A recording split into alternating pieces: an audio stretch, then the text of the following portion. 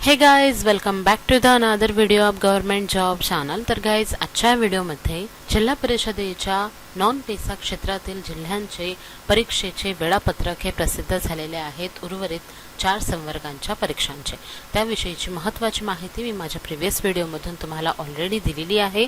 I hope की ती माहिती तुम्ही पाहिलेली असेल।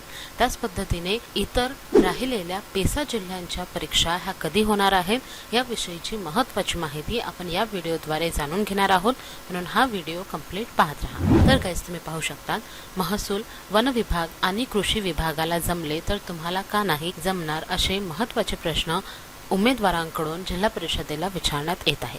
कारण की गाइज, ज्या पद्धतीने वेळापत्रक हे प्रसिद्ध झालेले आहेत उर्वरित 4 संवर्गाचे, ज्यामध्ये ग्रामसेवक, त्याचबरोबरच आरोग्यसेवक, पुरुष आरोग्यसेवक, हंगामी फवारणी अधिकारी, त्याचबरोबरच आरोग्यसेवक महिला, अशा एकूण 4 संवर्गाचे वेळापत्रक जे आहे हे प्रसिद्ध करण्यात आलेले आहे ऑफिशियली प्रत्येक जिल्हा परिषदेच्या ऑफिशियल वेबसाईटवर। परंतु त्यामध्ये त्यांनी नमूद केलेलं आहे की हे जे काही वेळापत्रक आहे हे वेळापत्रक फक्त नॉन पेसा जिल्ह्यांसाठी असणार आहे।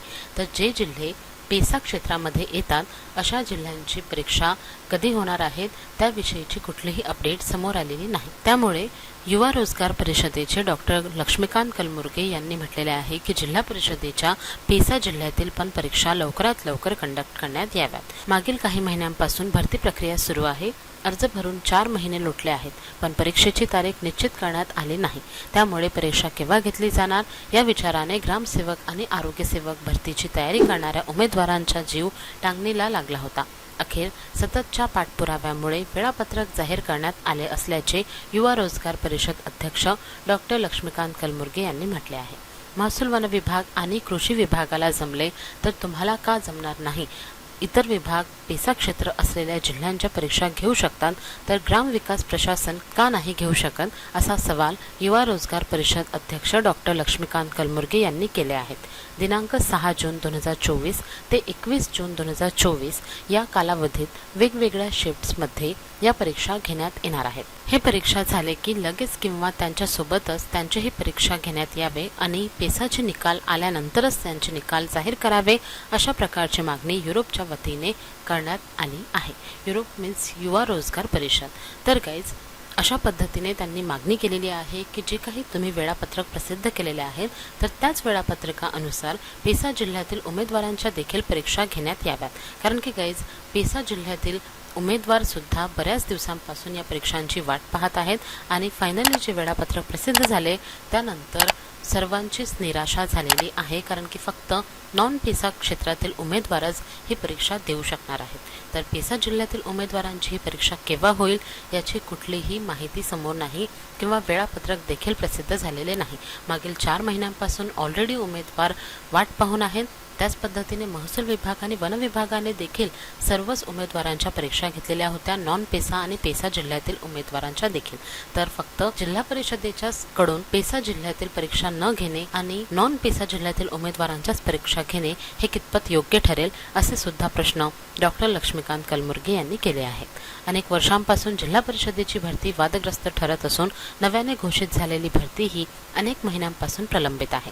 परीक्षा या लवकरात लवकर घेण्यात याव्यात।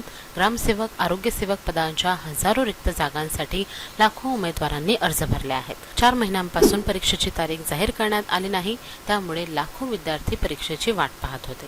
ही परीक्षा लवकरात लवकर घ्यावी, मात्र उमेदवारांना कमीत कमी 1 महिना अभ्यासासाठी वेळ मिळेल अशा पद्धतीचा परीक्षेचा कार्यक्रम जाहीर करावा, अशा प्रकारची मागणी वारंवार करण्यात आली। यातच आता परीक्षेच्या तारखा जाहीर झाल्याने उमेदवारांना दिलासा मिळाला आहे। नागपूर वैद्यकीय विभाग, महाराष्ट्र प्रदूषण नियंत्रण महामंडळ, महावितरण, भाऊसाहेब हिरे शासकीय वैद्यकीय महाविद्यालय आणि सर्वोपचार रुग्णालय, धुळे गट पदाची जाहिरात सोलापूर, लातूर, पुणे महानगरपालिका आणि इतर विभागाच्या जाहिराती आल्या असून या विभागांच्या परीक्षाही राहिलेल्या आहेत। शेतकऱ्यांच्या आत्महत्यासारखे सुशिक्षित बेरोजगार आत्महत्या सत्र सुरू व्हायला वेळ लागणार नाही। असे जर सुशिक्षित बेरोजगारांवर महाराष्ट्र शासन अन्याय करत असेल तर आंदोलनाचा आणि उपोषणाचा मार्ग स्वीकारावा लागेल। स्वतःला हक्क मिळवण्यासाठी आणि अन्यायाला विरोध म्हणून आम्ही शांत पद्धतीने उपोषण करू, असा महाराष्ट्रातील परीक्षार्थीच्या वतीने युवा रोजगार परिषदेचे डॉक्टर लक्ष्मीकांत कलमुर्गे यांच्या वतीने इशाराही देण्यात आला। तर गाईज युवा रोजगार परिषदेचे जे अध्यक्ष आहेत त्यांनी सुद्धा शांत पद्धतीने उपोषण करू असा सुद्धा इशारा दिलेला आहे.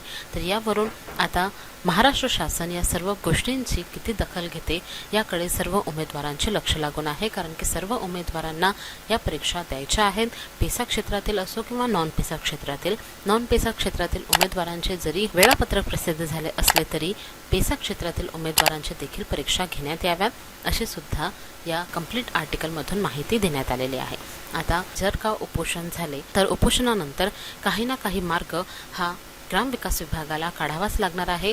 त्यामुळे आता यानंतर कुठली नवीन अपडेट येते किंवा आपल्या पेसा क्षेत्रातील उमेदवारांच्या परीक्षा हा केव्हा कंडक्ट करण्यात येतील याबाबत तरी काही ना काही अपडेट येणारच.